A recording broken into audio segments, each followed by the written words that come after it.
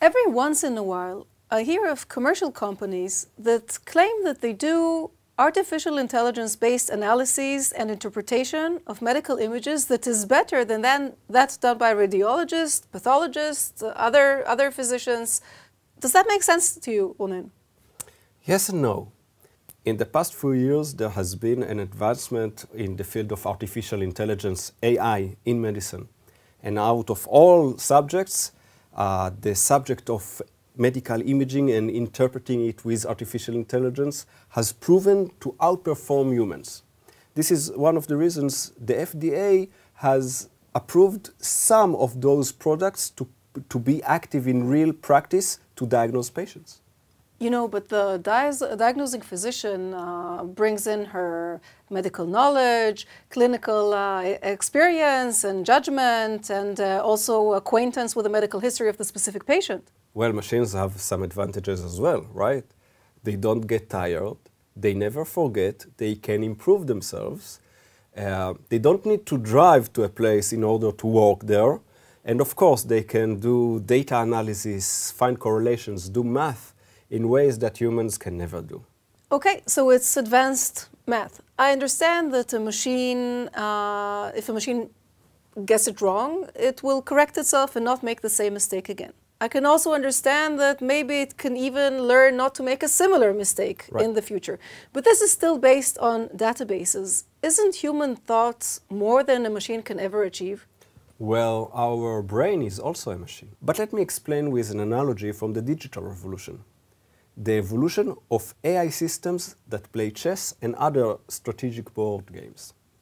In 1997, an AI system called Deep Blue, made by IBM, defeated the world champion of chess at that time, Garry Kasparov.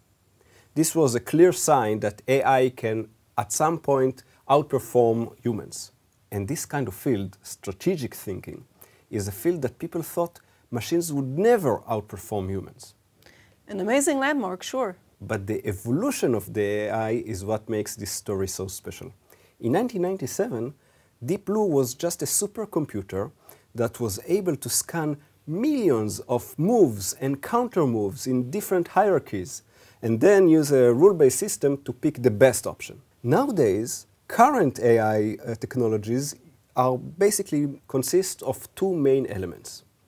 One is a simplistic simulation of the brain. It uses artificial neurons that transfer information between themselves. They form a network that constantly adjusts according to positive and negative examples it encounters. The second is a simulation of an evolution process in order to make these brains smarter and smarter. And this is done with really actual simulation of genetic mechanisms.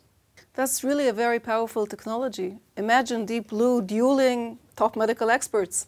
So it's already happening today with radiologists. You don't need to imagine.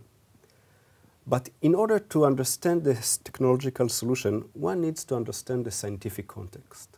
The big picture here is a combination of three elements: big data, AI algorithms, and connectivity, the internet. Medical data is shared over the internet and accumulates more and more in order to become big data. AI scientists make better and better algorithms and even just more trial and error processes that happen now as we speak.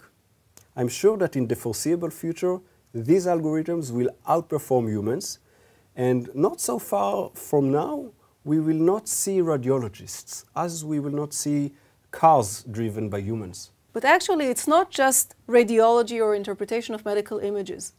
I read a paper about an AI system by IBM, Watson, and a collaboration with Sloan Kettering Memorial Cancer Center in New York. Watson analyzed an unprecedented amount of both literature and oncological data. And since 2013, it has added valuable, clinically relevant input by generating more comprehensive patient profiles and advising on personalized, evidence-based management options. I know this paper. Me. You? Yes. With all modesty, I can give a fantastic explanation on artificial intelligence in general and how to put it in use in medicine. You will? Okay, and I'll come back for another Spotlight session next week.